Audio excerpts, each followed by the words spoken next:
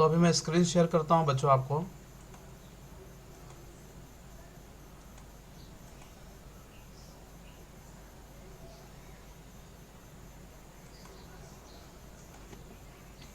देखो अभी सबको विजिबल है स्क्रीन।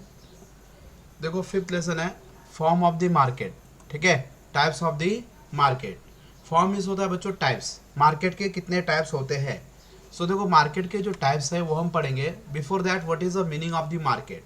सो देखो मार्केट का क्या मीनिंग होता है, ठीक है। So ordinary the term market refers the particular place. देखो ऑर्डिनरी टर्म पे अगर देखा जाए, ऑर्डिनरी मतलब कोई भी बोलेगा तो मार्केट मतलब क्या, जगह, कोई प्लेस, उस प्लेस को क्या बोलते हैं बच्चों, मार्केट बोलते हैं।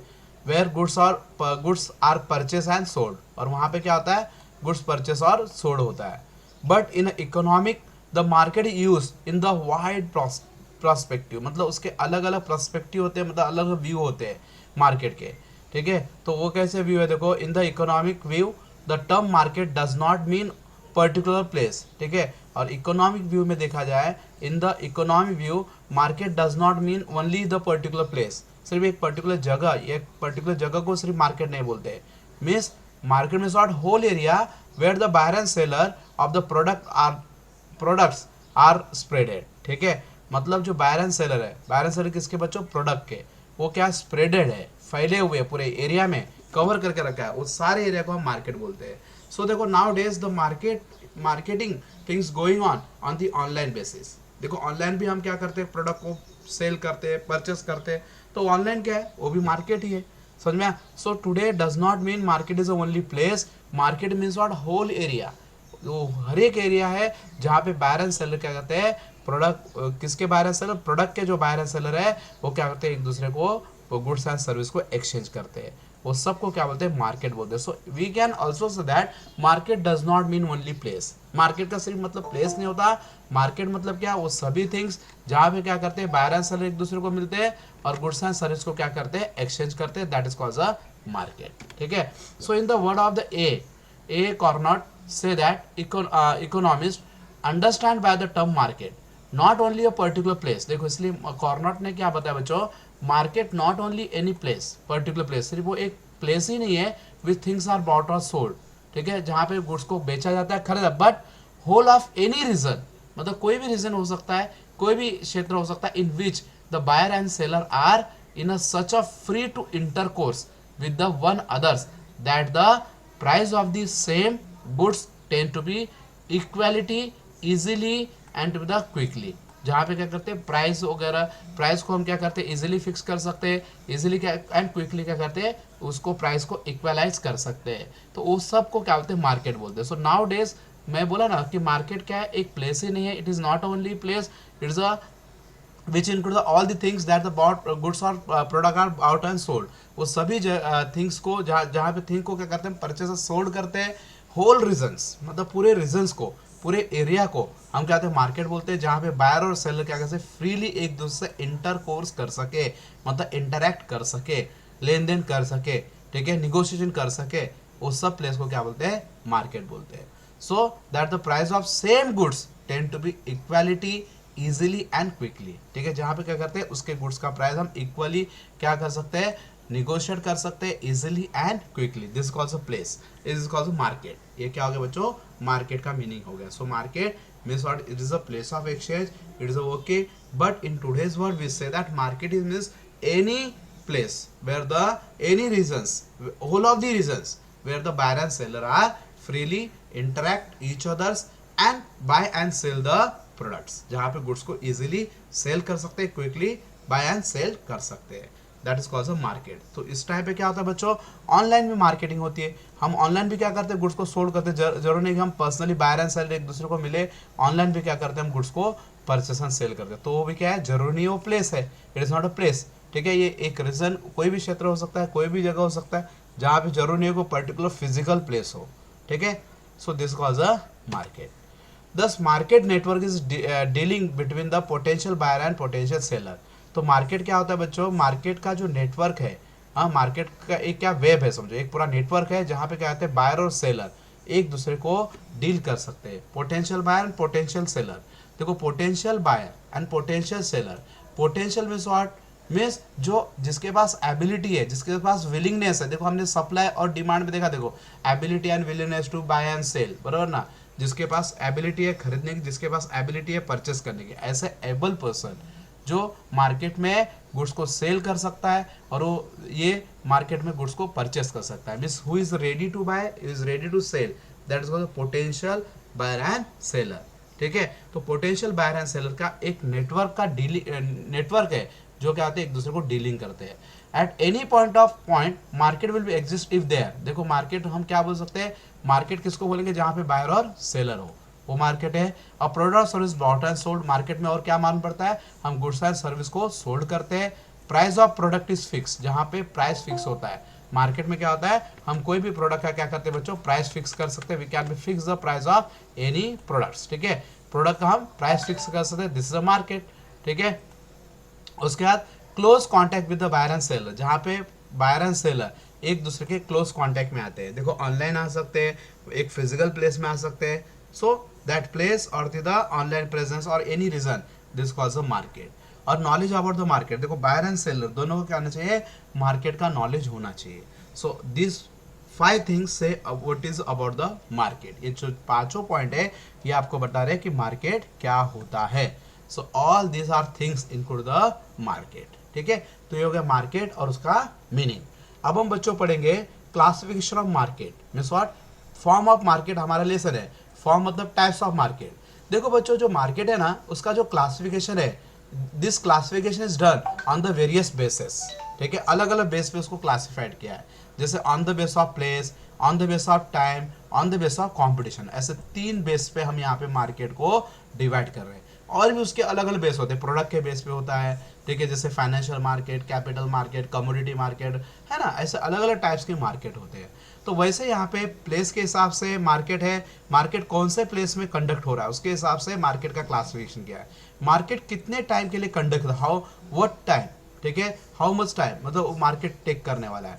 उसके बाद कंपटीशन के बेस पे आपका जो इकोनॉमिक्स का ये जो लेसन है वो मोस्टली इसके ऊपर बेस्ड है बच्चों, competition, market is on the base of competition. तो सबसे पहले हम प्लेस के बेस पे देखते हैं, local market, national market, international market, local, national, regional and international market, ऐसे मार्केट के टाइप्स होते हैं।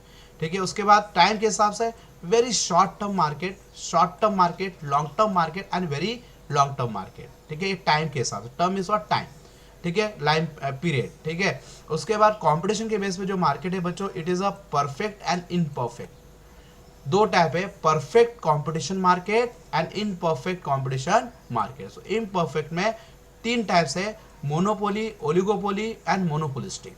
ठीक है, मोनोपोली है, ओलिगोपोली है एंड मोनोपोलिस्टिक है। ठीक है, तो ऐसे हम कहते हैं मार्केट के टाइप्स अब हम पढ़ने वाले। ठीक है, this lesson deal all about this things. ठीक है, इसमें एक क्वेश्चन ओमिटेड है, इसमें एक क्वेश्चन है टाइप्स ऑफ मोनोपोली, जो क्वेश्चन है वो इसमें से ओमिटेड है बच्चों, बाकी whole lesson is in your syllabus. ठीक है, तो हम पहला पढ़ते हैं लोकल मार्केट। ठीक है, on the base of place, देखो क्या लिखा है, on the base of place, place के हिसाब से कि मार्केट हम कौन से जगह पे कर रहे हैं। ठीक है, अभी समझो हम क्या कर रहे हैं, जैसे अभी मैंने मेरा क्लासेस है लोकल एरिया में, हाँ हम क्या कर रहे हैं, मदुरा नगर के एरिया में मैं क्या कर रहा हूँ, गुड्स को परचेस या सेल कर रहा हूँ, तो ऐसे मार्केट को बोलते हैं लोकल मार्केट। ठीक है, so local market, in such a market the buyer and seller are limited to the local region और एरिया। देखो कहाँ से रिलेटेड होते हैं, लोकल एरिया के रीजन, मतलब उसी क्षेत्र से, लोकल क्षेत्र से रहते हैं, लोकल के एरिया के रहते हैं। ठीक है, लोकल एरिया और द रीजन्स, ठीक है, वहां से जुड़े होते हैं कौन, buyer and seller, both are in the limited, और वो लिमिटेड में भी होते हैं। अभी लोकल एरिया मतलब अभी सिर्फ मेरा मार्केट मनोरमा नगर का ही मार्केट है तो उतना ही एरिया कवर करेगा, वहां पे लिमिटेड बायर लिमिटेड सेलर होंगे। ठीक है, अभी समझो मुझे ज्यादा बायर चाहिए तो मैं ठाणे के मार्केट में जाऊंगे, उससे भी ज्यादा मार्केट चाहिए तो मैं मुंबई, थाने, कलकत्ता, दिल्ली, चेन्नई, ऐसे अलग अलग जगह जाऊंगा तो ज्यादा सेलर होंगे, बायर होंगे। ठीक है, तो local market is such a market where the buyer and seller are limited, जहां पे बायर और सेलर लिमिटेड होते हैं टू द लोकल रीजन और एरिया। They usually sell the perishable goods, mostly ये लोग क्या करते हैं बच्चों, पेरिशेबल गुड्स सोल्ड करते हैं। पेरिशेबल गुड्स आपको पता है होंगे, फ्रूट्स हो गए, वेजिटेबल्स हो गए, मिल्क हो गए, ऐसे जो डेली यूज के पेरिशेबल प्रोडक्ट होते हैं ये मोस्टली क्या करते हैं, सेल करते हैं। Since the transport of such a goods can be expensive, ठीक है। अभी ऐसे गुड्स का जो ट्रांसपोर्टेशन है बहुत ही एक्सपेंसिव हो जाता है, इसलिए क्या करते हैं आप ऐसे गुड्स क्या करते हैं अपने लोकल एरिया से ही परचेस कर लेते हैं, ठीक है। So that's why local market, the market where the limited number of buyer and seller as available and they are mostly deal in the local regions means local area, this is called the local market, ठीक है। जैसे अभी market in the Manorama नगर, मानपाड़ा, आजाद नगर, ये ऐसे देखो local area के market है। तो कौन से मार्केट हो गए बच्चों? लोकल मार्केट हो गए। उसके बाद होता है बच्चों नेशनल मार्केट। उसके बाद और एक मार्केट होता है रीजनल मार्केट होता है। रीजनल मार्केट के बारे में नहीं दिया इसमें, लोकल के बाद रीजनल मार्केट। रीजनल मार्केट में कैसा होता है, जैसे थाना रीजन, मैं ठाणे एरिया में मार्केटिंग कर रहा हूँ पूरे ठाणे में, तो कैसा हो गया रीजनल मार्केट। लोकल और रीजनल मोस्टली दोनों सेम ही होते हैं। उसके बाद देखो नेशनल मार्केट। नेशनल मार्केट मतलब कैसा होता है, हम पूरे इंडिया में ओवरऑल कंट्री में क्या कर रहे हैं, हम गुड्स को सेल कर रहे हैं। पूरे इंडिया में मैं गुड्स को सेल कर रहा हूँ, मुंबई में बेच रहा हूँ, दिल्ली में बेच रहा हूँ, चेन्नई में बेच रहा हूँ, मतलब मैं मीन्स बहुत सारे cities of the country, many cities in the country, अलग अलग सिटी कंट्री के उनको क्या कर रहा हूँ मैं कवर कर रहा हूँ। This is when the demand for the goods is limited to the one specific country।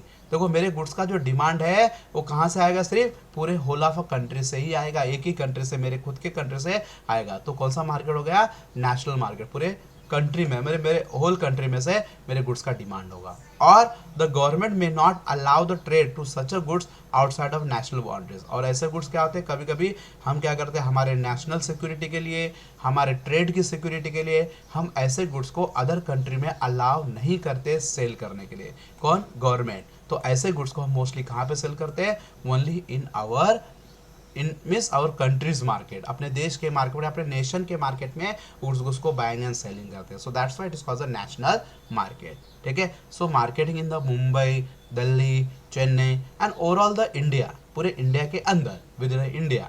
So this is called the national market, ठीक है।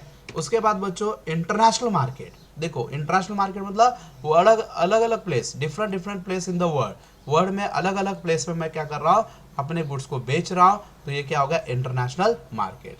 When the demand for the product is international and goods are sold traded internationally in the bulk quantity, large quantity, we call it as the international market. So trade between the America and India, America हो गया, India के बीच में trade हो रहा है, Japan, ठीक है, China, ये लोग के बीच में ट्रेड हो रहा है। So this is called the international market, means what, many countries in the world, ठीक है। बहुत सारी कंट्रीज हो गए, उनके नेटवर्क के साथ हम क्या करते हैं, ट्रेड करते हैं। देखो ये कंट्री इसके साथ ट्रेड कर रहा है, ये वाला कंट्री इसके साथ ट्रेड कर रहा है। So many country in the world trade in the each others. So this is called the international market, ठीक है। उसके बाद देखो नेक्स्ट जो मार्केट है, अभी ये हो गया प्लेस के बेस पे। So in the on the base of place the market is classified with 3 categories, that is local market, national market and international market. Now the next classification of market, that is on the base of the time, means how much time it should be take,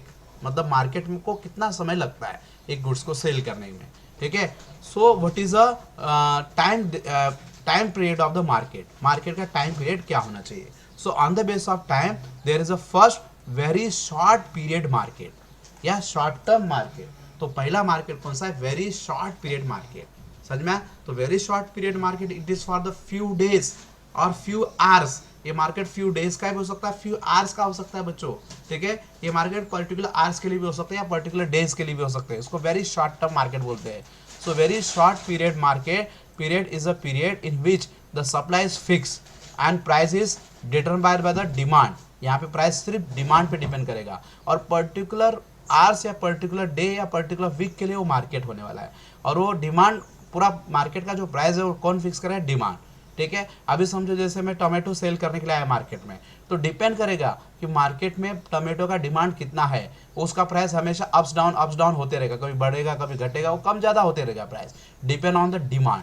market में उसका क्या demand है उसके ऊपर वो based होगा, ठीक है। So there price is determined the demand. The time period is a very few days, market का जो टाइम है बहुत ही फ्यू डेज का होता है या वीक का होता है, in which the supply commodity can not be increase. वहाँ पे हम सप्लाई बढ़ा नहीं सकते क्योंकि मार्केट वेरी शॉर्ट पीरियड का है। अभी हम बोलेंगे चलो मार्केट में डिमांड बढ़ रहा है तो सप्लाई बढ़ाएंगे और डिमांड के इक्वल प्राइस, ऐसा नहीं है। अगर डिमांड बढ़ रहा है लेकिन हम सप्लाई नहीं बढ़ा पाएंगे तो आप प्राइस को हाई कर देंगे। हाँ, अगर डिमांड कम हो रहा है लेकिन सप्लाई को आप कम नहीं कर पाएंगे, ठीक है, तो प्राइस को हम लो कर देंगे। So whole price is fix by the demand because there is no chance, no scope for the increase और डिक्रीज द सप्लाई। सप्लाई को इंक्रीज करने के लिए कोई भी वहां पे स्कोप नहीं है। So whole price is determined by the market force of demand. सिर्फ डिमांड ही क्या होता है, पूरे प्राइस को फिक्स करता है। So this was a very short period market. This market for the few hours also, ये मार्केट कुछ आवर्स के लिए भी हो सकता है। जैसे अभी शनिवार का मार्केट देखो मदरवा नगर में लगता है, सोमवार का मार्केट किधर लगता है, मानपड़े में लगता है। तो ऐसे ऐसे डेज पे क्या होते हैं, मार्केट होते हैं, और मार्केट भी होते हैं फ्यू आवर्स के होते हैं। बच्चे मार्केट होते कि नहीं होते, कुछ घंटों के लिए होते हैं। शाम को 5 बजे से चालू हो जाएंगे, रात को 9 बजे तक मार्केट चलेगा। So this is for the few days और फ्यू आवर्स और week. This was a very short period market. उसके बाद शॉर्ट पीरियड मार्केट, ठीक है, शॉर्ट पीरियड मार्केट क्या होता है, ये particular year less than year होता है, मतलब मंथ्स, 2 मंथ्स, 3 मंथ्स, 15 डेज, लेकिन वो क्या होता है बच्चों, it is less than the year. The short period is the period of the less than 1 years, in which the period the firm can only make the adjustment in the input like the labor to increase the supply of the goods and services. देखो अब यहाँ पे क्या होता है, miss supply को बढ़ाने के लिए वो लोग क्या करते हैं, किसको एडजस्ट करते हैं, इनपुट। इनपुट मतलब लेबर को, मटेरियल को। इनपुट मतलब क्या है, जितने भी फैक्टर ऑफ प्रोडक्शन होते हैं उसको इनपुट बोलते हैं। लेबर हो गए, मटेरियल हो गए, ठीक है, इन्वेस्टमेंट हो गए। उस ज़्यादा मोर इन्वेस्टमेंट नहीं कर सकते क्योंकि मार्केट यहाँ पे फिर भी शॉर्ट पीरियड का मार्केट है, लेस देन 1 ईयर का मार्केट। तो बहुत बड़ा टेक्नोलॉजिकल चेंजेस करके हम मार्केट में सप्लाई नहीं बढ़ा सकते हैं।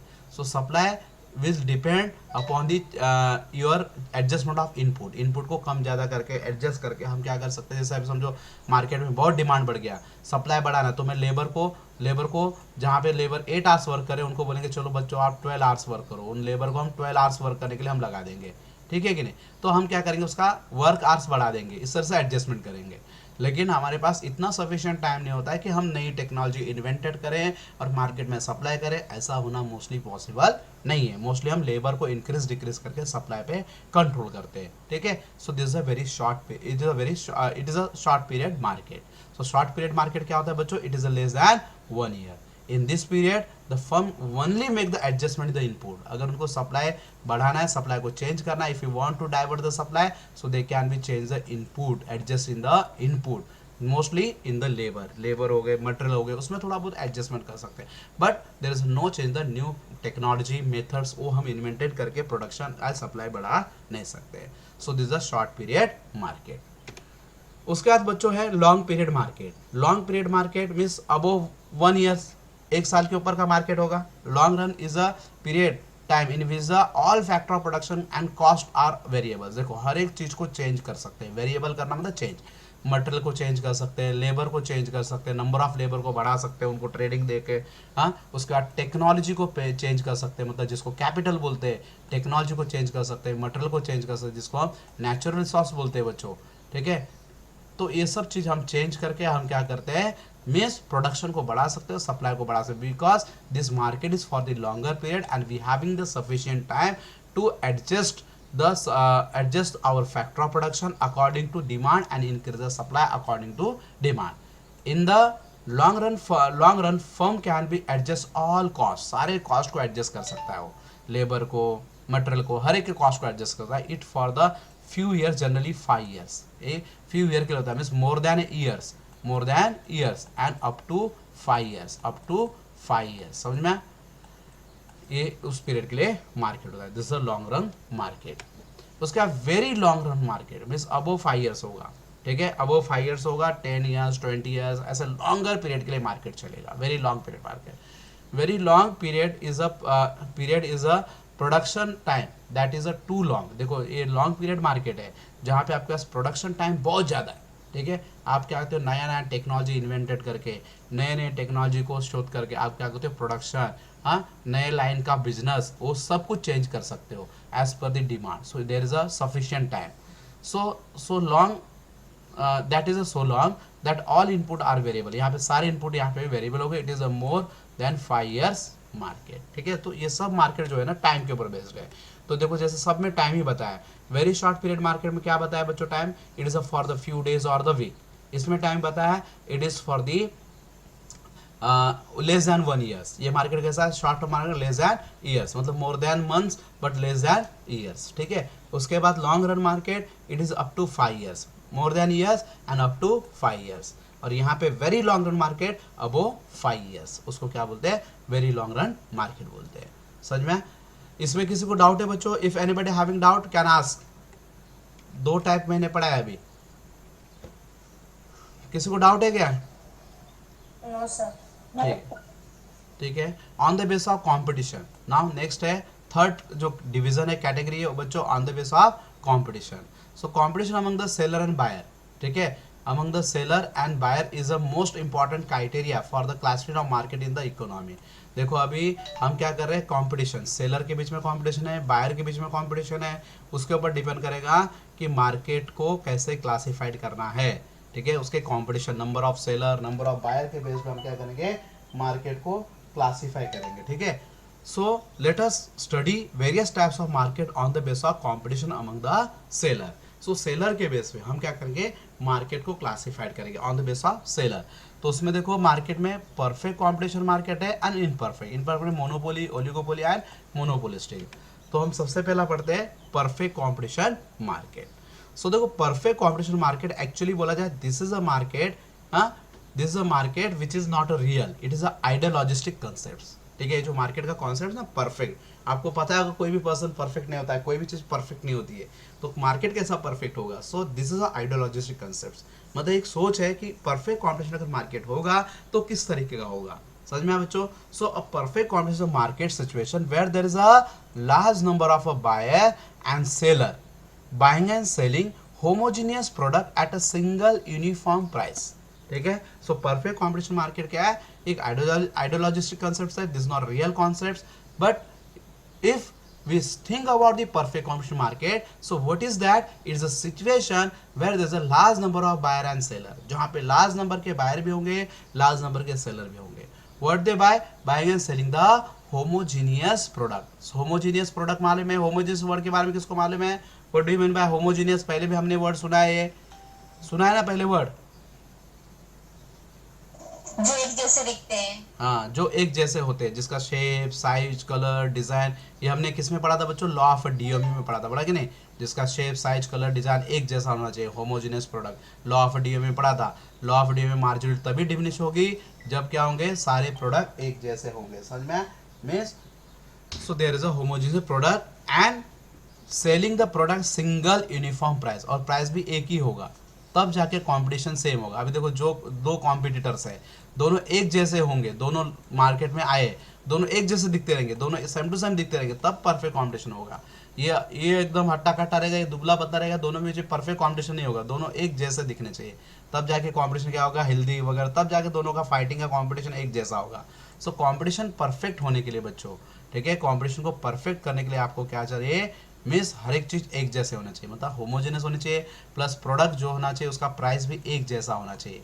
अब वो क्या करेंगे, मार्केट में गुड्स को सेल करेंगे, ठीक है। So perfect competition idealistic concepts and not a real one. देखो ये आइडियलिस्टिक कॉन्सेप्ट है, मतलब एक आइडिया, एक सोच है, थिंकिंग है, so it is not really available, ठीक है। So perfect competition may be applicable in the certain product, देखो कुछ प्रोडक्ट में अवेलेबल होता है, and that too the certain periods और may be in the selective part of the market, ठीक है, कि सिलेक्टिव पार्ट ऑफ मार्केट में पाया जाता है, और प्रोडक्ट, पर्टिकुलर प्रोडक्ट में वो भी रेयरली पाया जाता है। जैसे अभी समझो competition in the gold market, देखो गोल्ड मार्केट में देखो गोल्ड सब एक जैसे दिखते हैं कि नहीं, सब गोल्ड एक जैसे हैं, तो उनके बीच में परफेक्ट होमोजेनियस होते हैं, उनका प्राइस भी एक होता है, सब प्राइस क्या होता है, कंट्रोल होता है, it is control by government, government के कंट्रोल प्राइस में, डिमांड और सप्लाई को ध्यान में रख के प्राइस फिक्स होते हैं। अभी पेट्रोल डीजल का, पेट्रोल का मार्केट देखो, पेट्रोल में आप कहीं पे भी जाओ पेट्रोल एक जैसा रहेगा, है कि नहीं, इसके पेट्रोल पंप पे भी पेट्रोल वैसे मिलेगा, दूसरे के भी पेट्रोल पंप पे सेम पेट्रोल मिलेगा, ठीक है।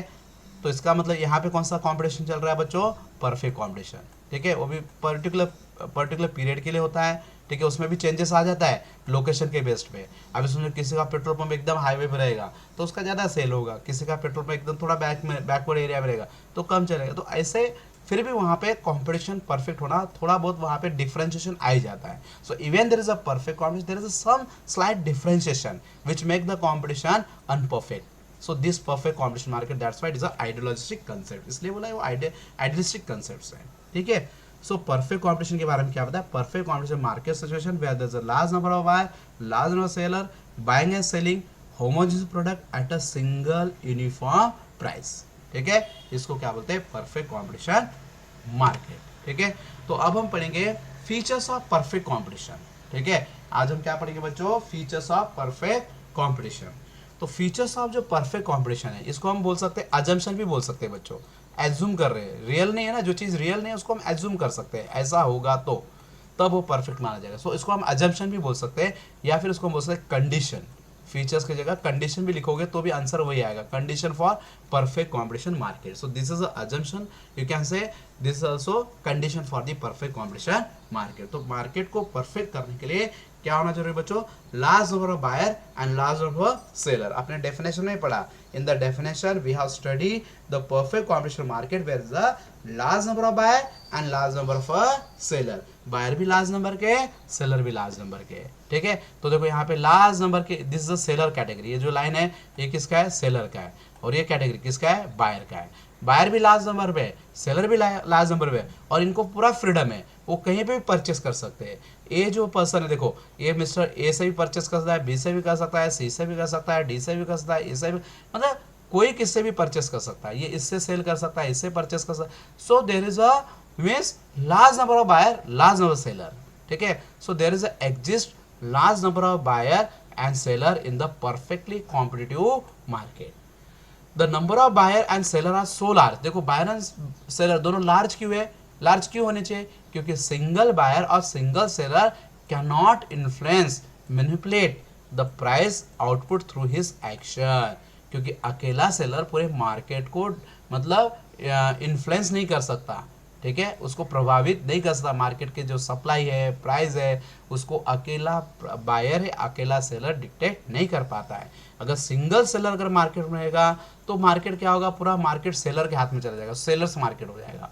और पूरा वहाँ पे मार्केट में अकेला बायर है तो बायर्स मार्केट हो, मार्केट में जो बायर बोलेगा वो उनको मानना पड़ेगा। सच में बहुत सारे सेलर, लेकिन बायर एक ही है, तो जो सेलर बायर बोलेगा सेलर को एग्री होना पड़ेगा, सच में। तो ऐसा है, तो ऐसा मार्केट नहीं है। मार्केट कैसा है? There is a large number of buyer and large number of a seller and they have the free from any restrictions. उनको किसी भी रिस्ट्रिक्शन से नहीं है, they are the free from all restrictions, ठीक है।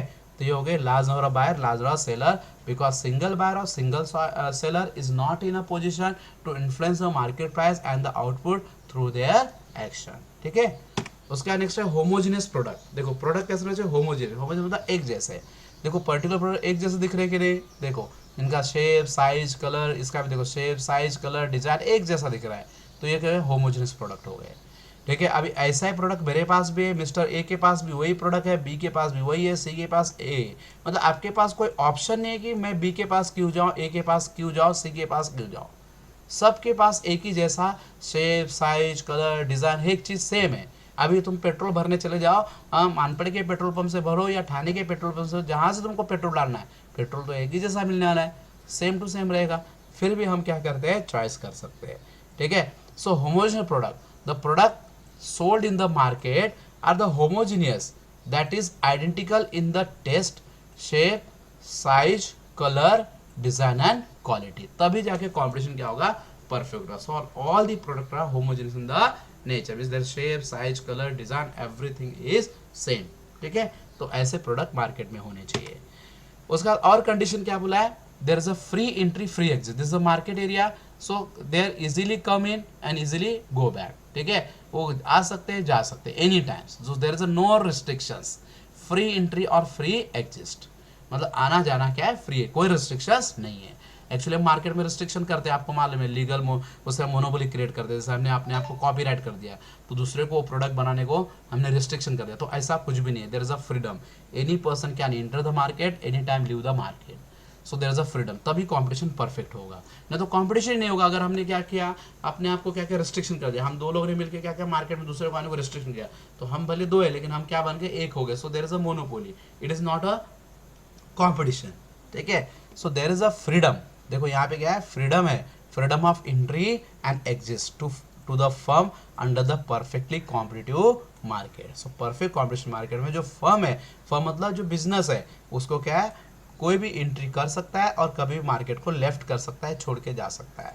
So any firm that is a buyer और seller can be enter in the market and exit from the market as and when he want. जब उसको चाहिए तब वो market में entry कर सकता है, और जब चाहिए ये जगह मार्केट में एंट्री कर सकता है और मार्केट को छोड़ के जा सकता है। ठीक है, so there is a no restriction, मतलब वो मार्केट में आ सकता है और मार्केट को छोड़ के जा सकता है। So there is a no restrictions. ठीक है, so freedom to entry and exit. उसका फोर्थ पॉइंट है बच्चों परफेक्ट नॉलेज। देखो मार्केट में अगर कंपटीशन करना है, जैसे बायर है और जो सेलर है, दोनों को भी मार्केट का नॉलेज होना चाहिए। Buyer and seller both having the knowledge about the market. Market का क्या नॉलेज होना चाहिए, मार्केट के प्राइस के बारे में, उसके क्वालिटी के बारे में, क्वांटिटी के बारे में, है कि नहीं, ट्रांसपोर्ट कॉस्ट के बारे में, गवर्नमेंट के रूल्स के बारे में, हर एक चीज़ जो क्या करता है, प्रोडक्ट के प्राइस, प्रोडक्ट के सप्लाई को इन्फ्लुएंस करता है, उस सारे चीज़ का नॉलेज होना चाहिए। बायर के टेस्ट, हैबिट, हर एक चीज़ का नॉलेज होना चाहिए, दोनों को भी। हाँ, so buyer and seller must have perfect knowledge about the market condition. दोनों को भी परफेक्ट नॉलेज होना चाहिए मार्केट के कंडीशन का। They should have complete information about the price at which the goods are bought and sold. ठीक है, किस प्राइस पे गुड्स को खरीदना है, किस प्राइस पे गुड्स को बेचना है, उनको पता होना चाहिए। And the place where the transaction is take place, और कहाँ पे इसका व्यवहार हो सकता है, कौन से प्लेस, वो सब की जानकारी उनको होनी चाहिए। If there is a lack of the any information, so there is a no competition. अभी समझो कोई सेलर है, उसको मार्केट का नॉलेज नहीं है, तो क्या होगा, वो मार्केट के जो प्राइस है उस प्राइस से भी कम प्राइस में गुड्स को सोल्ड कर सकता है। ठीक है, या फिर उससे हायर प्राइस में गुड्स को सोल्ड कर सकता है। ठीक है, सो कंपटीशन फिर होगा नहीं, मतलब जैसे उसमें क्या बोला, सिंगल यूनिफॉर्म प्राइस होना चाहिए। सो प्राइस में डिफरेंशिएशन आएगा, तो नॉलेज होगा तभी हम क्या करेंगे, सामने वाला क्या प्राइस बेच रहा है वो मेरे को पता होगा, तो वही प्राइस मैं भी चार्ज करूंगा। ठीक है, तो सिंगल यूनिफॉर्म प्राइस होना चाहिए। ठीक है, so that's why both having, buyer and seller both having the perfect knowledge of the market condition, market situation. Fifth point है बच्चों perfect mobility of factor of production. अभी फैक्टर ऑफ प्रोडक्शन आपको पता है, लैंड, लेबर, है कि नहीं, land हो गए, लैंड को हम एन से डिनोट करते हैं बच्चों, एन मतलब natural resource, that is a land. Labour, capital, technology, ये सब, एंटरप्रेन्योरशिप, ये सब क्या है बच्चों, all this are the factor of production. और ये क्या होना चाहिए, इजीली मोबाइल होनी चाहिए। मोबाइल मतलब ट्रांसफर, देखो ये दोनों अभी समझो ये फैक्ट्री में काम कर रहे हैं, तो ये फैक्ट्री से लोग ये फैक्ट्री में काम कर सकते हैं, ये लोग यहाँ से ये फैक्ट्री में भी काम कर सकते हैं। ठीक है, so there is a free mobility. Factor of production easily mobile होनी चाहिए, नहीं तो क्या होता है बच्चों, कंपटीशन खत्म हो जाता है। समझो अभी ये पर्टिकुलर एरिया समझो, ठीक है, this is a particular area. यहाँ पे क्या होता है, हर एक एरिया में जोग्राफिक रीजन एक जैसा होता नहीं है। हर एक एरिया का जोग्राफिक रीजन एक जैसा होता है क्या, कहीं पे कोई चीज़ ज़्यादा प्रोड्यूस होती है, कहीं पे कुछ अलग चीज़, कहाँ पे कोल ज़्यादा पाया जाता है, कहीं पे पेट्रोलियम ज़्यादा पाया जाता है, कहीं पे नेचुरल एग्रीकल्चर ज़्यादा होती है। तो अभी जो प्रोडक्ट है वो फ्रीली मोबाइल होनी चाहिए। तेरे पास जो चीज़ एक्स्ट्रा बन रहा है, जिसके पास कम है उसके पास ट्रांसफर होना चाहिए, जिसके पास ज़्यादा है वो दूसरे के पास ट्रांसफर होना चाहिए। नहीं तो क्या होता है बच्चों, उससे कॉस्ट एडवांटेज लेने लगते हैं लोग। ठीक है, अब इसमें मेरे पास ज़्यादा पेट्रोलियम प्रोडक्ट प्रोड्यूस होता है, अगर मैं उसका शॉर्टेज क्रिएट कर दूँ तो क्या होगा, मेरे को अच्छा प्राइस मिलेगा। तो सिंगल प्राइस में नहीं डिसाइड करता, तो मोनोपोली क्रिएट कर दी, तो ऐसा नहीं होना चाहिए। जो भी मुझे प्रोडक्ट चाहिए, जैसे लैंड चाहिए, लेबर चाहिए, कैपिटल चाहिए, हर एक चीज़ ईजिली ट्रांसफरेबल होनी चाहिए। ठीक है, तुम्हारे पास तुम स्पेशलाइज हो उस चीज़ की प्रोडक्शन में, लेकिन वो ट्रांसफर होना चाहिए। अभी हमारे इंडिया में लेबर ज़्यादा पाए जाते हैं, सो हमारे इंडिया के लेबर इजीली दूसरे कंट्री में मोबाइल होने चाहिए, ताकि ऐसे उनका कॉस्ट ऑफ प्रोडक्शन रुक सके, मतलब कम हो सके। ठीक है, तो that's why there is a perfect mobility of factor of production, क्योंकि फैक्टर ऑफ प्रोडक्शन पे डिपेंड करता है बच्चों कॉस्ट ऑफ प्रोडक्शन। ठीक है, अभी आपके पास कितने मटेरियल इजीली अवेलेबल है, उतना आपका कॉस्ट ऑफ प्रोडक्शन कम होगा। जिसके पास अवेलेबल है उसका कॉस्ट ऑफ प्रोडक्शन अलग हो जाएगा। तो इसका मतलब क्या है, उसके लिए तो लो प्राइस पे बेचना भी प्रॉफिटेबल है, जिसको इजीली मटेरियल मिल रहा है। लेकिन जिसको इजीली मटेरियल नहीं मिल रहा है, उसको लो प्राइस पे बेचना पॉसिबल नहीं है। तो इसका मतलब इजीली अगर मटेरियल मोबाइल हो जाता, इसको इजीली मटेरियल मिल जाता, इसको भी इजीली मटेरियल मिल जाता, तो दोनों को क्या होता, प्रोडक्ट मतलब कॉस्ट इफेक्टिव होता था, फिर वो परफेक्ट कॉम्पिटिशन कर सकते थे। ठीक है, the factors of production, the factor of production are perfectly mobile में transfer in the sense that they are completely free to move from one industry to another industry, from one market to another market, from one occupation to another। ठीक है, मतलब एक industry से दूसरे industry में जा सकते हैं, एक मार्केट से दूसरे मार्केट में जा सकते हैं, और plus one occupation to other occupation. जैसे अब मेरा ऑक्यूपेशन टीचिंग का, तो मैं दूसरा व्यापार भी कर सकने को आना चाहिए। So this cause a perfect mobility. ठीक है, सो फैक्टर प्रोडक्शन में मोबाइलिटी क्या होनी चाहिए, परफेक्ट मोबाइलिटी होनी चाहिए। समझ में? So there is a perfect mobility of factor of production. ठीक है, उसके बाद देखो नेक्स्ट 6th पॉइंट है एब्सेंस ऑफ ट्रांसपोर्ट कॉस्ट। देखो अभी गुड्स जब हम क्या करते हैं मार्केट में सेल करने आते हैं, तो प्रोडक्शन के प्लेस से लेके मार्केट के प्लेस तक, ठीक है, ये प्रोडक्शन का प्लेस है, वहां से लेके मार्केट के प्लेस तक लाने के लिए मेरे को किसकी जरूरत पड़ती है, I need the help of the transport. ठीक है, ट्रांसपोर्ट की वजह से प्रोडक्ट का कॉस्ट क्या होता है, बढ़ जाता है। समझ में? अभी समझो कोई प्रोडक्ट है, समझो टमाटो है, फार्मर ने प्रोड्यूस किया, उसको प्रोड्यूस किया उसने 5 रुपये में, लेकिन फार्मर के फार्म में से उसको मेरे प्लेस में लाने के लिए ट्रांसपोर्ट लग जा रहा है 10 रुपया, तो क्या हो जाएगा, ये प्रोडक्ट बन जाएगा 15 रुपये का, है कि नहीं? ट्रांसपोर्ट कॉस्ट है, कॉस्ट ऑफ प्रोडक्शन भी बढ़ जाता है, प्राइस ऑफ गुड्स क्या होता है, बढ़ जाता है कि नहीं? तो अभी ये मिस्टर ए के लिए ये हालत है, मिस्टर बी का भी सेम सिचुएशन होना चाहिए। मतलब मिस्टर बी को भी वो टमाटो 5 रुपये मिल रहे हैं, उसको भी ट्रांसपोर्ट कॉस्ट 10 रुपये लग रहा है। इसका मतलब क्या है, दोनों का प्राइस सिंगल हुआ कि नहीं? देखो यूनिफॉर्म प्राइस में बेच रहे, लेकिन अगर समझो मिस्टर बी को वो ट्रांसपोर्ट कॉस्ट 6 रुपये लगेगा, है ना, तो उसको कितने में मिलेगा प्रोडक्ट, 11 रुपये मिल गया। तो ये सिंगल प्राइस हुआ क्या, इसको 11 रुपये में प्रॉफिट है, इसको 15 रुपये में बेचेगा तो भी प्रॉफिट, 15 रुपये बेचने के बाद प्रॉफिट मिलेगा। तो इसका मतलब क्या है, so there is a absence of transport cost. या तो ट्रांसपोर्ट कॉस्ट एब्सेंट होना चाहिए, नहीं होना चाहिए, तो इसको भी बराबर टमाटो 5 में मिलेगा, इसको भी 5 में मिलेगा, दोनों मार्केट में सिंगल प्राइस पे बेचेंगे, तभी परफेक्ट कॉम्पिटिशन हो पाएगा। परफेक्ट कॉम्पिटिशन डेफिनेट होता है सिंगल प्राइस। ठीक है, तो क्या होगा, यूनिफॉर्म प्राइस तभी हो पाएगा, सिंगल यूनिफॉर्म प्राइस तभी होना पॉसिबल है बच्चों। ठीक है, तो अगर ट्रांसपोर्ट कॉस्ट है तो सेम रहना चाहिए, जैसे 10 रुपये ये भी पे कर रहा है, 10 रुपये इसको भी लगना चाहिए, तो उसके लिए क्या होना चाहिए, they are the equally near और अवे फ्रॉम मार्केट। दोनों भी, मिस्टर ए को 10 रुपया ट्रांसपोर्ट लग रहा है, बी को भी 10 रुपया लग रहा है, इसका मतलब क्या है, दोनों भी मार्केट के फार्म से मार्केट का डिस्टेंस दोनों का भी सेम टू सेम है, तभी जाके उनको ट्रांसपोर्ट कॉस्ट क्या लगेगा, इक्वल लगेगा। तो इसलिए इसने एज्यूम किया, देखो it is assume that the all the sellers are equally near or far away from the market. जो सेलर क्या है बच्चों, अगर मार्केट के नजदीक है तो इक्वली होनी चाहिए। ठीक है, अभी ए जितने डिस्टेंस पे, बी भी उतने डिस्टेंस में होना चाहिए। And away from the market, अगर एक को नज़दीक है तो सेम डिस्टेंस होना चाहिए, दूर है तो सेम डिस्टेंस की दूरी होनी चाहिए। And such as there is a uniform transport cost. तो इससे फिर ट्रांसपोर्ट का जो कॉस्ट है बच्चों, वो क्या हो जाएगा, यूनिफॉर्म हो जाएगा। यूनिफॉर्म मतलब सेम हो जाएगा, इसको भी 10 रुपये लगे, इसको भी सेम लगेगा। तो यूनिफॉर्म ट्रांसपोर्ट कॉस्ट होगा तो प्राइस भी क्या होगा बच्चों, यूनिफॉर्म होगा।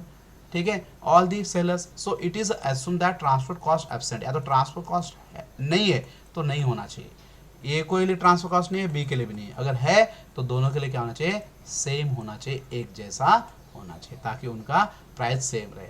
सो constant for the all the seller, but in reality is not possible. Reality में ऐसा होता नहीं है, इसलिए हमने क्या बोला कि परफेक्ट कॉम्पिटिशन आइडियलिस्टिक कॉन्सेप्ट है, it is not a real concept. ठीक है, उसके बाद लास्ट पॉइंट है एब्सेंस, 7 पॉइंट्स है एब्सेंस ऑफ गवर्नमेंट इंटरवेंशन। देखो परफेक्ट कॉम्पिटिशन मार्केट में, ठीक है, क्या होना चाहिए, गवर्नमेंट का इंटरवेंशन नहीं होना चाहिए।